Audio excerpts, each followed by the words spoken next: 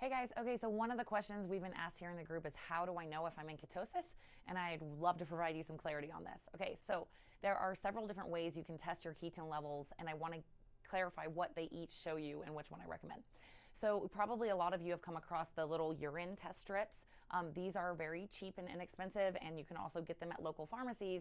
So a lot of people will tend to do these. Now, I don't really recommend even getting them, to be honest with you. And the reason why is what those are showing you is how many ketones you are wasting, excreting, how many ketones you are not using, right? So what can happen is, yeah, they can be helpful for the first few days, maybe the first week, because I mean, if you're excreting ketones in your urine, that means you're making ketones, right? So it's somewhat helpful. But what happens that's really unfortunate is that after a week or so and your body becomes more proficient at using ketones to fuel your brain, your muscles, your organs, you don't waste as many. And so what's really sad is like people will use the pee strips and they're like, oh man, I'm not in ketosis and I'm trying so hard and it's not even working, and they give up, and it's like, oh, you might have been in ketosis, right? So that's why I'm like, don't even bother. Just wait and get what I would recommend, which is blood ketone testing. This is like the gold standard. It's like if you want to be in the keto world, this is what everyone's going to be talking about. So it's like just an easier way to do it. It is the most cost efficient and easy and reliable way to see what your ketone levels are. So I use the Keto Mojo. It also will come with strips to test your blood ketones. I have a discount with them. I'll share it with you guys in the comments, but it's 15% off their kits. So what you're gonna do is you're gonna prick your finger, and if you're, I know, trust me, like the first time I did it, I literally screamed, like squealed like a little girl. It was embarrassing, but you'll get over it really fast.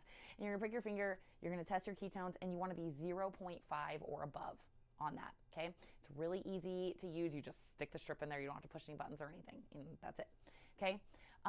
So that's what I would recommend. There are breath ketone meters. These are more expensive. They are pretty reliable. So if you're like, I can't do the blood thing, I can't do it, I would recommend probably getting a breath one. And those will work as well. But the key, finding out what's actually circulating in your blood, whereas the breath ones, that's a acetone. It's like a byproduct of the ketones that are in your blood. So I prefer to know like how many are actually circulating in my blood, fueling all my system, right? So that's what I recommend. That is how you know if you're actually in ketosis. As far as biofeedback goes, things like mental clarity, appetite suppression, feeling like you can go a really long time between meals, feeling like all of a sudden you have more energy than you did for the first few days of keto. Those are some biofeedback you can get from your body to also see if you're in ketosis. But I really do recommend testing, because if you're doing this lifestyle and you're not actually in ketosis, it can be a negative experience because you're just like low blood sugar, but you don't have the energy from ketones. So yeah, hopefully that provides some clarity for you guys. And yeah, I'll see you guys on the next question.